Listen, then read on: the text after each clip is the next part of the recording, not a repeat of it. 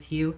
I do want to let you know we did just finally get the live stream up and going. Scott is a rock star and managed to get a tripod up and running for me. So if you had wanted to watch the live stream, it is now in the chat room. So if you're just joining me on the live stream, I do want to quickly tell you, you are watching or listening to the Katie Weaver Show.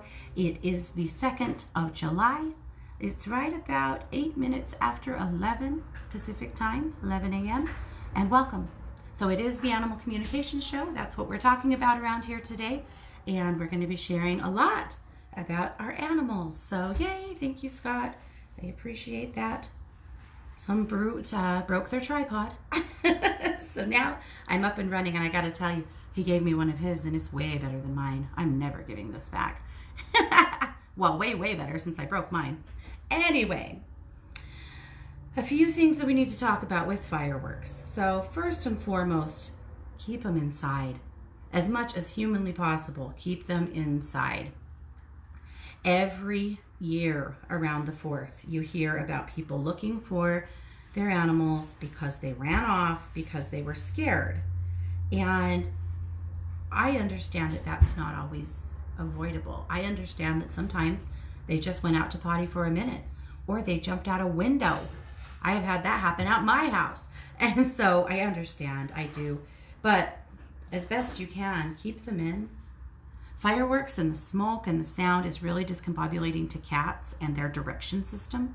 So cats can sometimes end up far, far from home because they got so out of whack, so freaked out. So, and with dogs, sometimes they will just start running, or they'll hide, various things, or sometimes run right into traffic and other dangerous things. And so seriously, if at all possible, keep them in. But if they're out to potty and something happens, then we'll work on that together for sure. In the meantime, again, Rescue Remedy is one of my go-tos. Rescue Remedy is a Bach flower essence. You can buy it usually at your health food stores, natural grocers, Trader Joe's probably has it. Places like that, they're pretty good for it. And you can get it in a few different ways. You can get the animal version or the human version. The animal version doesn't have any alcohol in it, and the human version has a little alcohol. It's distilled in alcohol. I have used both. I don't have a preference, to be honest. I think both of them are very effective. So if that's what you have, then use what you have. But if you want to get the animal version, then there you go. You can put it directly in their mouth. You can put it in their water.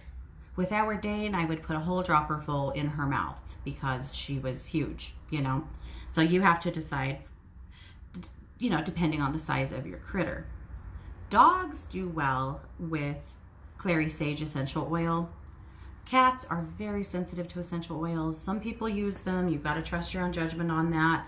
But be really careful using essential oils with your kitties. Really careful.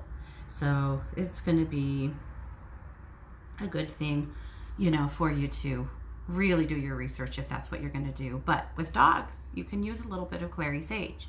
So how? Dilute it. Always dilute. With animals, I think essential oil should be diluted at least 10-1. So for me, I would put just a palmful of olive oil or sweet almond oil, whatever I have on hand, in the palm of my hand, and put 1 drop of clary sage oil in it. Because that's all it needs. Their little smellers, are so extremely sensitive, and you would never want to use an oil that would be painful to them. I had a client tell me that her dogs, when they would get yappy and barky, she'd just put a drop full of essential oil or of clary sage on their nose because it would absorb into their nose. And I was horrified because that is the most sensitive part of them. Don't put oils directly on their noses. You can take your clary sage mixture, you can rub it on their backs, you can rub it on their pads and get it up into their feet. But don't put it on their noses. They should be able to get away from it at least a little. And again, at least a 10-1 dilution. Be really, really conservative with essential oils. But that is a good way to help calm your dogs. It does help a lot. Occasionally, I have people who need and people, dog clients, cat clients, dog clients particularly, who actually need a prescription. It happens. I have some dogs that spend 2 weeks around the 4th of July on Valium. And you know what? It saves them. It saves them from a lot of pain. It saves them from a lot of frustration. It saves their owners from a lot of sleepless nights and injuries possibly to their animal, to their home. If that's the route you have to take, it's the route you have to take. There's nothing wrong with that. But take the steps you need to keep them safe and okay, above all else, right? And keep an eye out as you're on your travels, as you're wandering around doing your stuff. Keep an eye out for animals that seem to be discombobulated or out of their element. If you see a dog running down the side of the road, if you see a cat acting weird, help them. Help them so that they don't get hurt. This is what happens. The fireworks start, the booms, sometimes the smoke, the whatever, and they sometimes really kind of wig out. So if you see something, help them. Take them to a shelter. Check for tags. Call owners. But be their hero if you can, because they might need that. So that's my 4th of July lecture. I'll check the chat. See if there's anything else that I can help you with on that. But definitely, you know, do what you can. Alrighty. So, again, it is Animal Communication Day. And if you want to share animal questions or comments with me, I would love to see them. If you want to share pictures with me in the chat room, I love to see it. I shared a picture with you. I snapped this right before the show. This is of Skippy and Rico. And blowing it up, I can't believe how dirty that blanket is, so sorry about that. It has, you know, dog hair on it because I have dogs. They are sleeping together. It was just cute. Both of their little heads were peeking out of their blankie, so they're doing what they do best, take naps. Skippy did the weirdest thing a couple of days ago. You know, I've probably told you guys before that he has seizures. And he doesn't have them very often. It's very rare. But he takes a seizure pill every day. Every night before bed, he has his little pill. And he does really, really well. Once in a blue moon, he'll have one anyway. But with the pill, like, it practically never happens. But at night, you know, if he's twitching around in bed, I'm immediately leaping out of bed to see what's wrong, because that's when they happen, is when he's sleeping. And we camped over the weekend. We had a family reunion. And one night, well, 2 nights, I had to share my bed with Mars, which is not advisable because she is a horrible bedmate. and so is her dog. But anyway, Skippy was laying right up against Mars. And he must have been dreaming. He woke up fighting. Like fighting. Snarling, snapping, shrieking. It scared the hell out of both of us. And the first time it happened, I just calmed him and he was okay and he went back to sleep. But immediately, you know, he started doing something weird and I thought, oh God, we're going to have a seizure here. No seizure. We went back to sleep and about an hour later, he did it again. Now, we were camping with a lot of family who have a lot of dogs. There were 65 people in camp. There were probably 40 dogs, at least. There were a ton of dogs in camp. And they weren't naughty dogs. We weren't having problems, but Skippy's defensive, you know. So all of these nice dogs wander up to say hello, and he kicks their ass and tells them they're not coming near his mom. So I think he was feeling a little, you know, big in his britches. But anyway, woke up having a fight. The second time he did it, it was a lot more violent. Like, he was fighting somebody hard. And then he couldn't calm down. And he looked so mad. His ears were pinned down. He was snarling. I held him, talked to him, turned on the light to help him really wake up and recognize, you know, that he was okay and, you know, that we were here. And I talked to him. I loved on him. I gave him some energy work. It took several minutes for those ears to settle down, to not be pinned back behind his head, and for him to kind of look at me with clarity like he was, you know, returning to his body. That was the damnedest thing. I've had lots of dogs have dreams before, and he has dreams sometimes, but they were some big dreams, man. I just had to share that with you guys. That was so wild. No seizure, though, so that was awesome news. Just bad dreams. or good dreams. I don't know. Maybe they were great for him. He's like 14 and very frail and, you know, a rickety old man. So in his dreams, apparently, he's Rocky Balboa. So anyway, that was so wild. I had to share it with you guys. That was something else. But anyway, that's all. I want to also tell you guys happy eclipse. It is an eclipse today. There's a solar eclipse happening. And it's kind of an interesting energy. I've had to really sit with it. You know, I'm a Cancer baby. I really resonate, I think, and respond more to lunar energy than I do to solar. So the solar eclipse, you know, whatever. But not really, right? It's not whatever for everybody. But I really had to sit with this one to get a good sense of what does it mean? What is it bringing us? I'll tell you what it's telling me is that throughout this eclipse season, because of course one eclipse always begets another, throughout this eclipse season, what we're going to see is a lot of charging forward, changing, good changes. I don't feel like this is an eclipse season. I hope it's not where we all feel like, holy shit, we just got the rug ripped out from underneath us. I don't really see that. I feel like this is going to be one of those where we go, wow, you know what? I've been wanting to do that for a long time and I finally did it. Those kinds of changes. But you feeling empowered and brave and ready. I can see some of you turning around and saying to a coworker, don't ever talk to me like that again. Or saying to a boss, it's been 2 years since I had a raise and I'm going to get a raise or I'm going to start looking. You know, I mean, it's that kind of energy where I see us feeling pretty brave, pretty empowered, pretty capable of grasping the things that we want and need. I could see somebody saying to their landlord, you know what? This has been broken for 6 months. It's going to be fixed in the next 2 weeks, or I'm going to fix it and I'm going to take it out of my rent. You know, those kinds of bolder things, bolder actions that we take, you know, all the time. So I'm excited for it. I can't wait to hear what kind of badass behavior is drawn out of you guys throughout this season. You might surprise yourself, I think, with your own ability to stand up for yourself, to use your voice, and to essentially get what you need. So let me know. I can't wait to hear it. I think that sometimes you guys may also need some kind of ability to or tool to help you clear yourself. Because here's what I see with empaths. Sometimes you get this big, brave light and this big push and you say something or you do something that really needs to happen, but then you feel like shit about it, right? Because then you're worried about who you might have hurt or what you might have said, and then you can't feel good about it.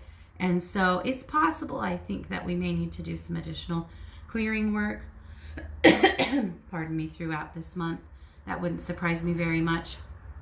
And if that's the case, then we'll do that. That's no big deal, right? But if you have some kind of a thing, if you have some kind of an altercation or a conversation that leaves you wanting, right? That leaves you feeling crappy, let me know. I will help you clear the energy of it up. It just happens. It happens to people. It happens to empaths. Even when, you know, they manage to create something that needed to be created, they still sometimes have a tough time feeling good about it. And that's just normal for you guys because, well, you're empaths. And being big and saying stuff is sometimes just, it's tough for you. I know. I get it. I do get it. But I want it to be easier for you. So that's what, if you need some clearing, let's just talk about it and do it and not leave you feeling rotten, right? All right. Because it is an eclipse, we are on sale over at 12Listen. I will be here all day, all afternoon, all evening. If you need anything, we have a really nice reduced rate, so that would be a really good time to come and see me.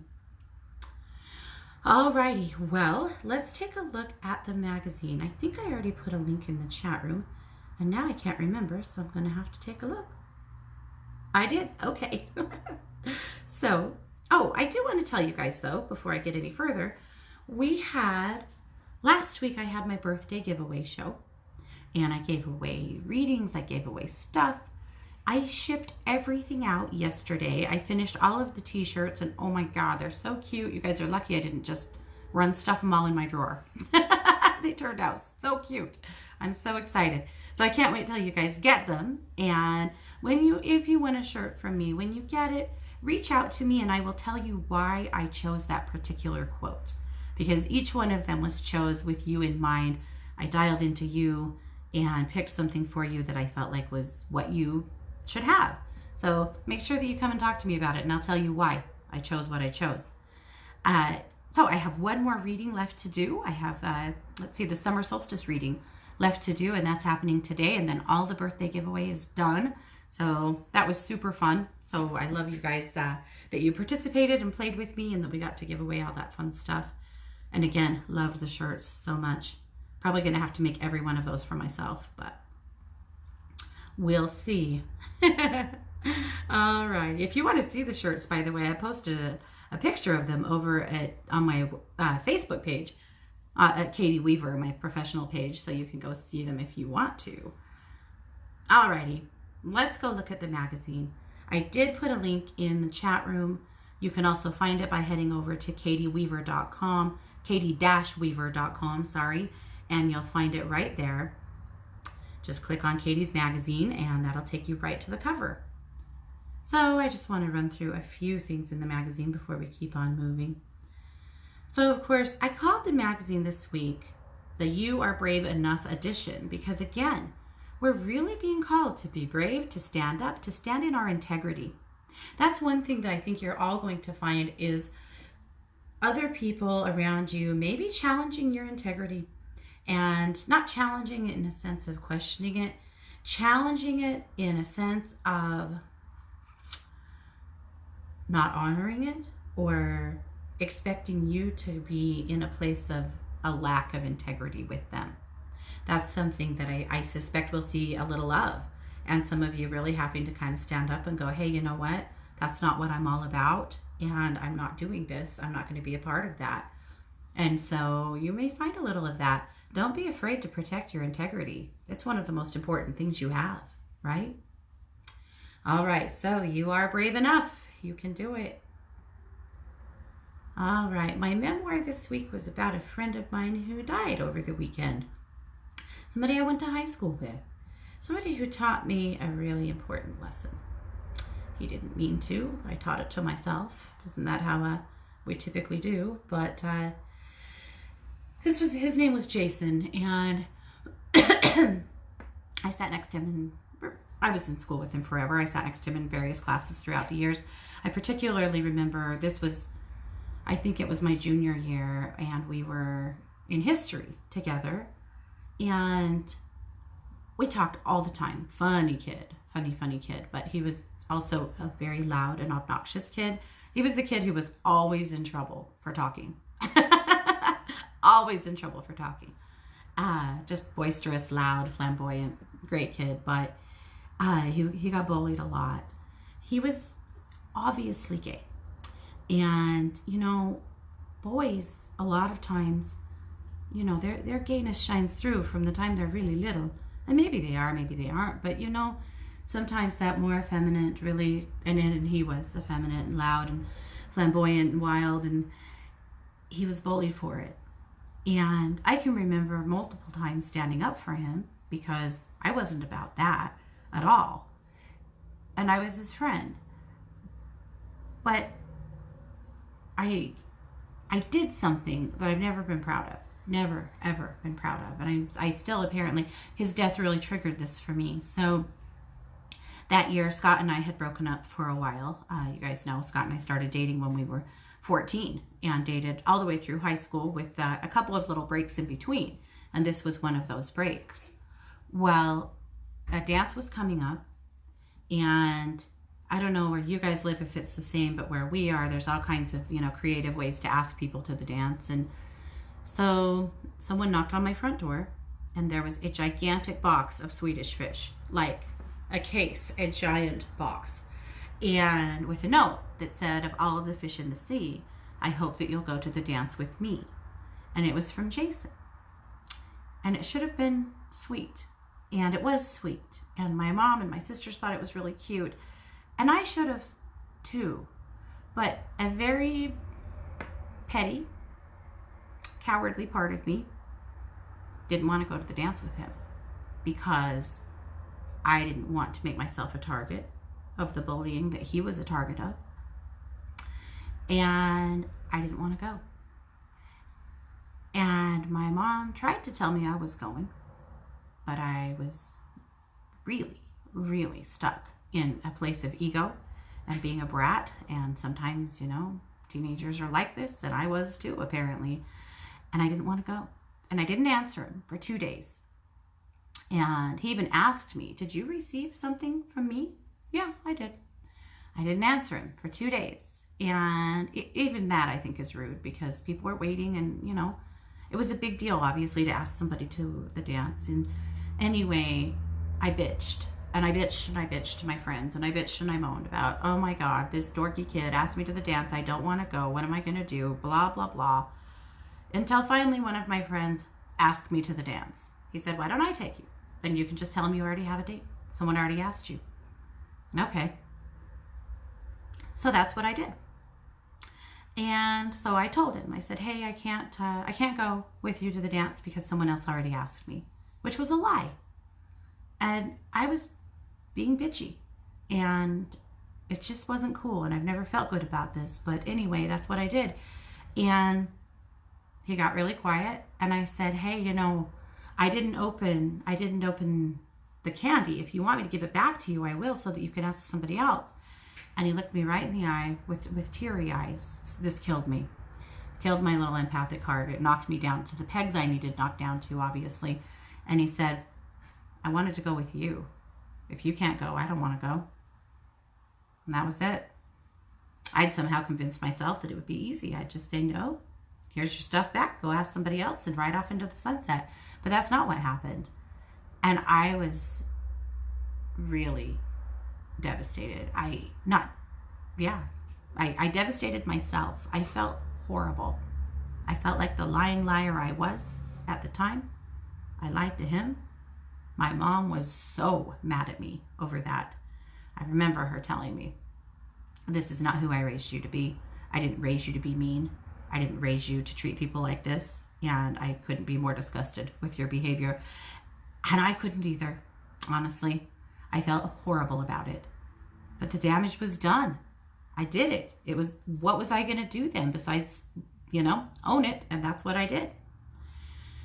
We stayed friends-ish, friendly in classes. We weren't really friends outside of school, but, you know, friendly in classes, I guess. But I don't think he talked to me nearly as much after that. And I also suspect that maybe he heard through the grapevine, because I was bitching, you know, that I didn't want to go with him.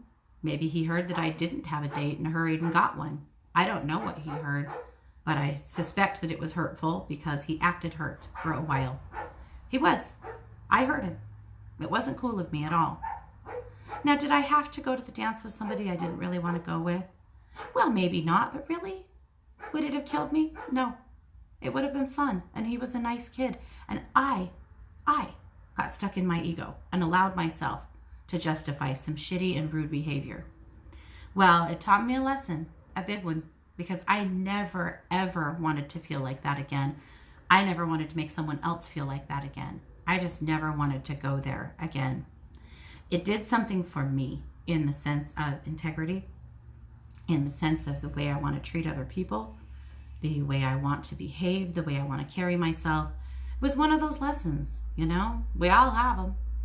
We all have them. And anyway, several years ago, he friended me on Facebook. And I was kind of surprised, to be honest. I thought, I don't know why he'd even want to friend me on Facebook, because I still feel like I'm an ass over that. But it did. And I thought, you know what? The one thing I can do is get clean with this. And so I messaged him and I told him, you know, back in high school, you asked me out once. I was not very nice about it. I owe you an apology. I have never felt good about this. And he said, I'm over it. I'm good. Truth is, he came out. He got married to a wonderful man. And, you know, life was good to him. Till Friday morning when he died unexpectedly. unfortunately. But life was still good to him as an adult. But as a teenager, it just wasn't. He was one of those kids that probably would look back and say, you know what, high school was hell for me. And it wasn't for me. I had a great high school experience, but I know plenty of people didn't. And he didn't, because people chose to judge him, you know, and chose to not accept him for who he was. And I chose to be that person too. But from that experience, I grew. I grew and I grew.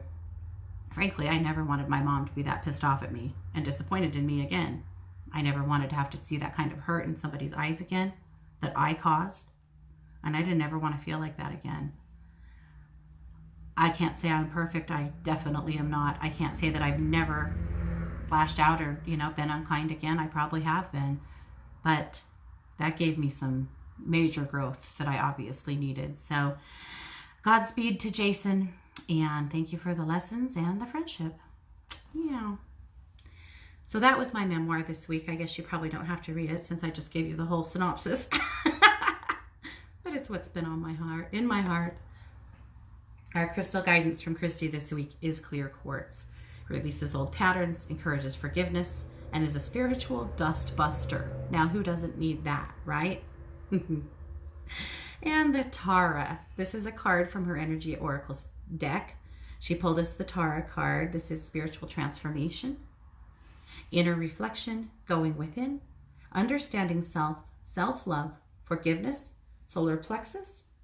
The challenge is questioning self, refusal to forgive. The crystal is clear quartz. The meditation, dear Tara, please guide me as I go within to see my true self, release guilt and fear, and forgive myself. Yep. Maybe I'm the one who needed that card this week, huh? Maybe a lot of us. There are so many great articles. I'm not going to go through them all. We don't have time, but I hope that you guys will take some time with it this week and take a peek at it. I will share the tip of the week, and that is this week is sun tea. The sun is shining. This is when you make sun tea. So take a gallon of water or so. You need a big glass jar. Put about 8 tea bags per gallon of water in it. Seal it with a lid, right? And let it sit in the sun for about 5 hours. Again, I cannot stress enough that you need to do this with a glass jar. Don't use plastic if you can. You can buy the plastic sun tea jars that are the harder plastic, and that's probably okay, but really, you can get sun tea jars that are glass, and it's just better for you. My opinion, make sun tea. And if you want to, not tonight because there's no moon, but on another night, you can make moon tea the same way and take up the moonbeams. But this is all about bringing in those rays of the sun. So make sun tea, then you can put it in the fridge, sweeten it as needed or as wanted, and drink it. And that helps to absorb the energy of the sun. Sun tea is a gift. My mom always had sun tea in the fridge when I was a kid, and I never understood. I don't know if she did, you know, why it's so special to make sun tea, because you're really drawing in the energy of the sun. And you know, where we need a little extra oomph, where we've got a little sass this month, maybe sun tea is the thing, that fire, right? That's going to help us to kick butt, take names, do what we need to do. Anyway, be sure that you take a peek. There's lots of great articles and a couple of videos, lots of great things for you to see. And again, we're now, Luminous is on Instagram, Luminous Magazine, Luminous_magazine, and on Facebook under Luminous Magazine. So I'd love it if you followed either or both of those. All right, I'm going to jump back into the chat room here. Okay. All righty. So I wanted to, you know what, I'm going to get into your animal questions first. If we have time, I had intended to do a little drumming today. I felt like maybe that would be a good way to just help us kind of ground and shake off the heebie-jeebies. I don't know. I thought maybe that would be a useful thing, but I don't want to miss any of your questions because it is Animal Communication Day. So I think I'm going to go to the chat room and we'll start there. Okay? Okay. All righty.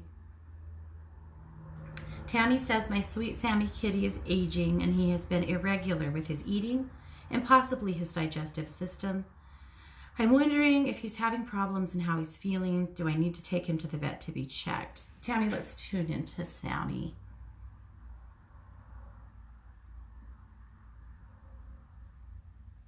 I'm a little suspicious of his teeth, actually. And if that's part of the irregular eating. But nothing tastes good, sounds good, is encouraging to him. He's showing me that he's not that interested in food anymore.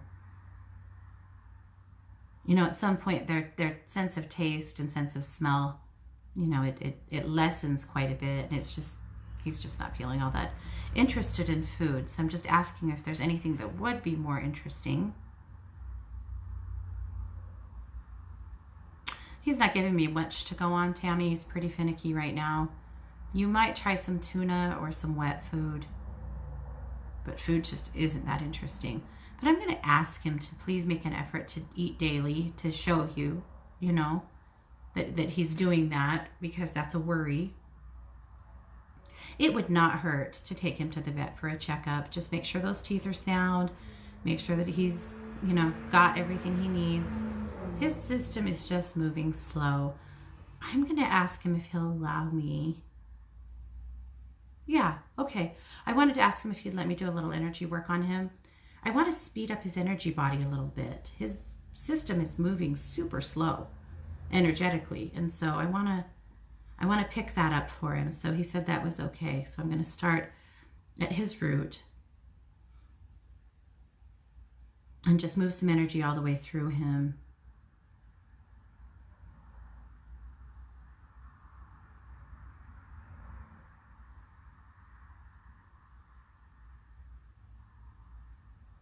Good. That got that moving. Good. Really weird energy in his crown, though. Yeah. I'm still suspicious of the mouth, actually. That's better, though.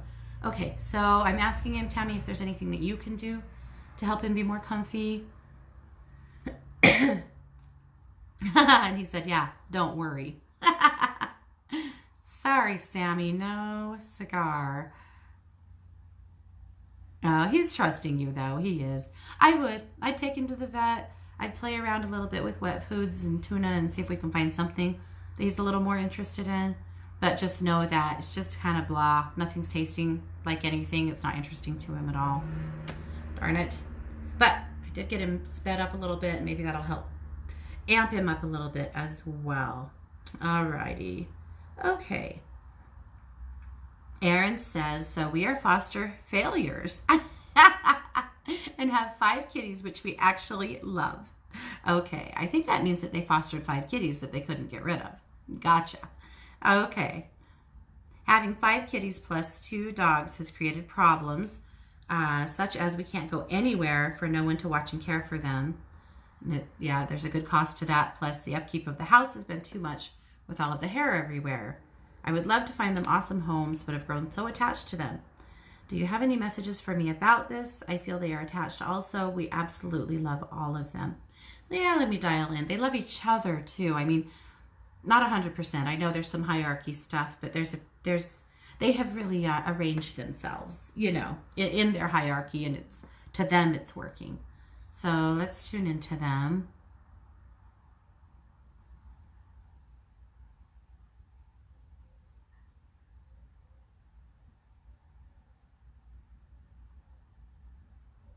Ah, that's the hard part, isn't it, Aaron? That they don't want to be split up. They really want to stay together. No one else is going to take 5 kitties.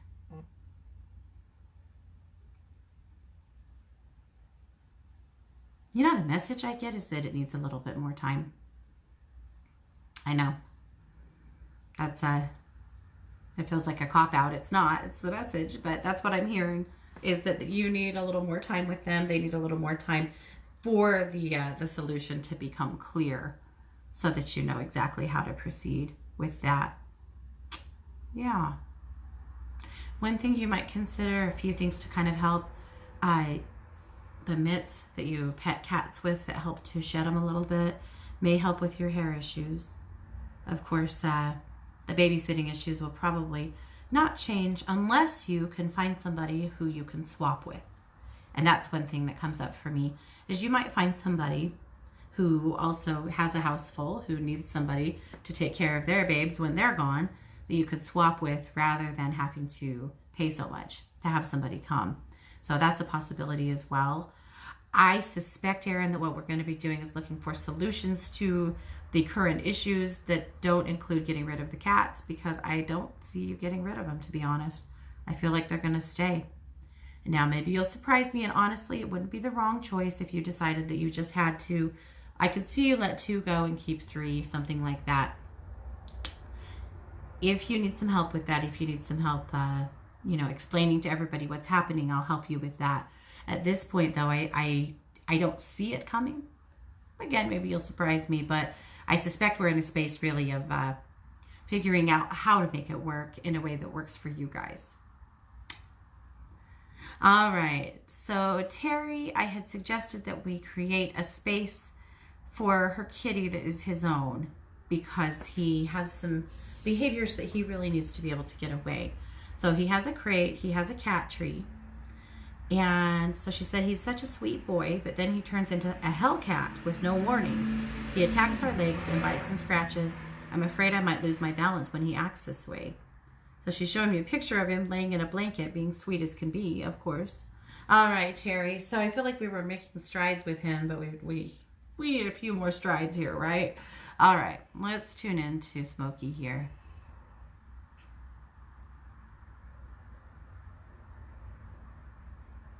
Yeah, okay. They're saying it is that more feral part of him. It's like a switch flips. I'm going to see what we can do to turn that switch off.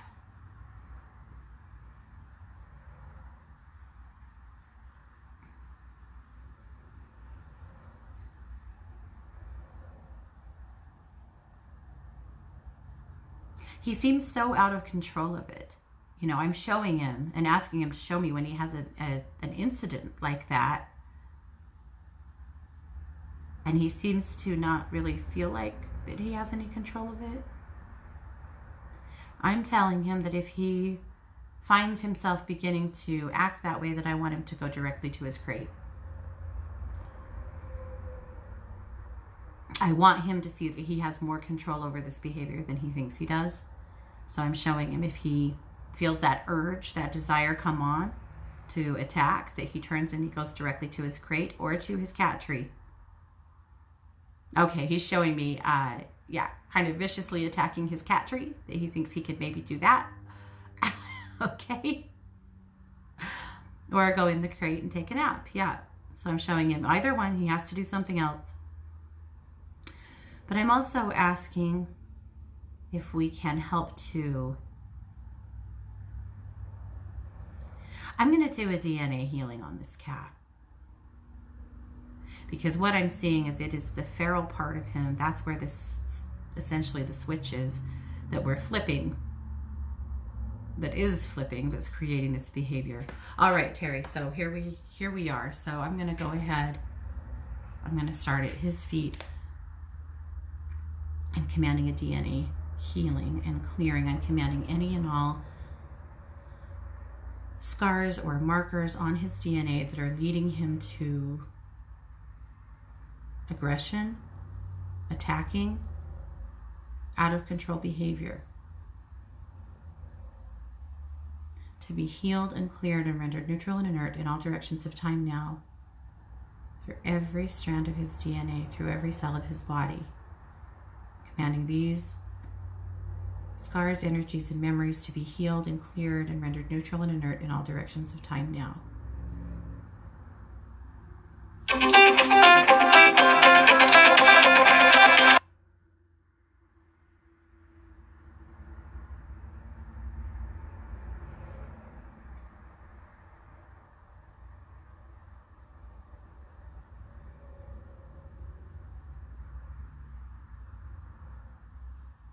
So I'm just watching that energy move all the way through him. If you guys could see it, it would look like all of these tiny little blue flashes or blue vortexes of light moving through his DNA all the way to his head.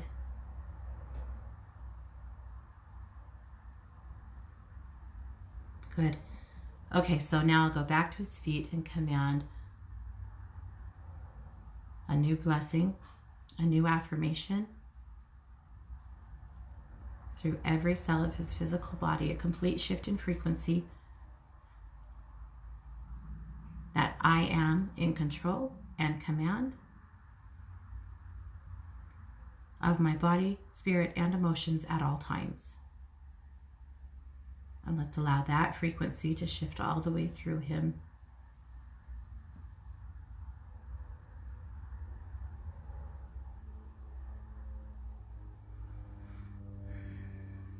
Good.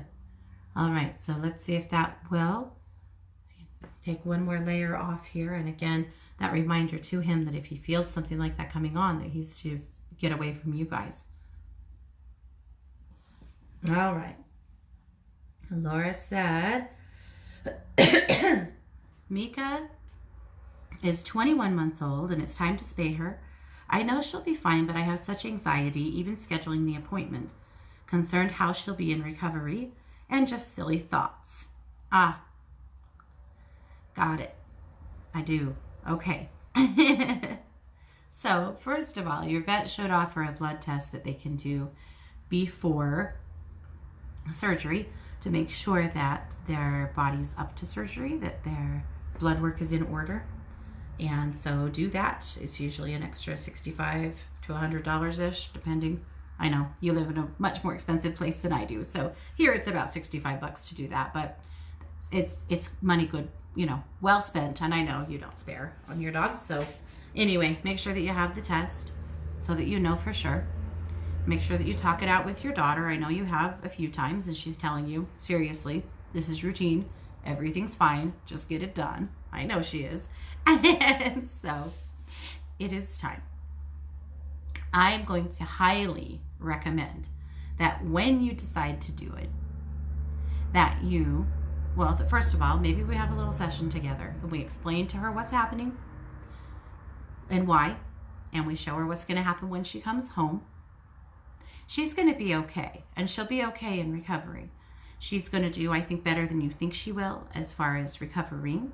It's true that she'll probably have to wear a soft cone to keep her out of her stitches because she is a wild lady, and this we know. But you don't want to let it go on for too long before you spay her because there's some health risks, and I know that that's probably been explained to you, and she doesn't have those yet. She's a little young, but still, I know you just want to do right by her, so it's okay. She's at a good age for it. It's a good time for it. But let's just do a session together, Laura, when it's scheduled. Whether we do it here on the air or you give me a call, but let's do that so that we can show her and explain to her what's going to happen. And then I will help really give that connection between the two of you a good boost so that you can stay connected to her throughout surgery. And you are going to find something to do that day while she's in surgery that feels good, right? And you can do it at home. I don't really see you going anywhere because you're going to be nervous, and I get it. But you're going to find something to binge watch that you like, or you're going to cook, or you're going to garden, or you're going to do something that feels good while she's in surgery so that you can keep yourself a little occupied. So that's a plan of action. That's a strategy. She really is okay to have the surgery, though. And you'll have that test, and they'll be able to tell you for sure. Yep, she's fine. Oh, I adore her. She's such a cute girl. All right, Liliana says, I have a dog named Jimmy. He's almost 2. I will be bringing a new dog to the home. I feel he's a little confused about the new member of the family. Any messages? Well, let's tune into him, Liliana. He does not know why. You're right. He's totally confused. He thinks he's dog enough.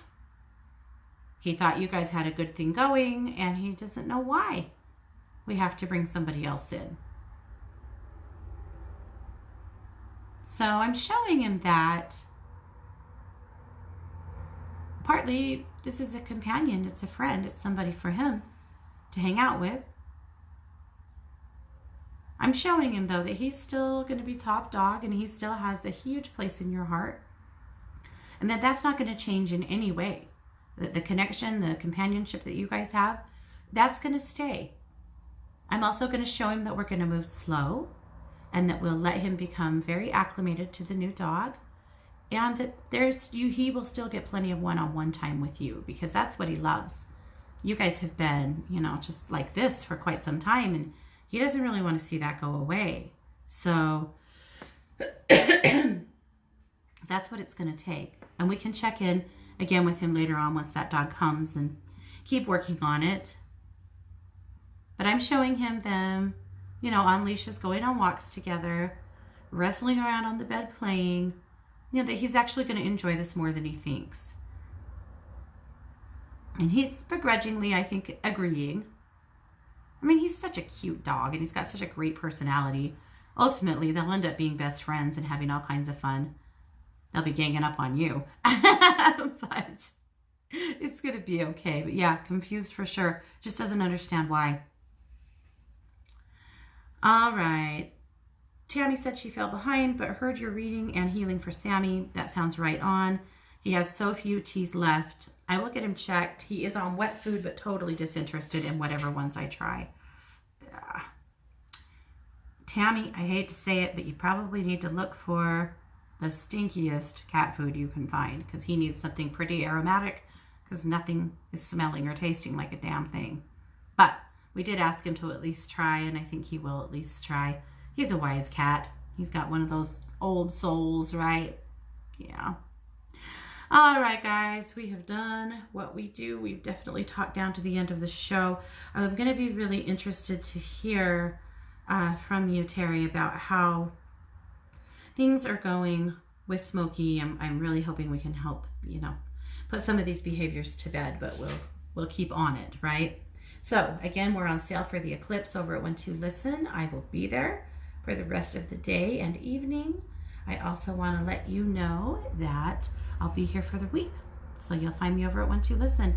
We're not live on the 4th of July this year, but we'll be over on the phone lines.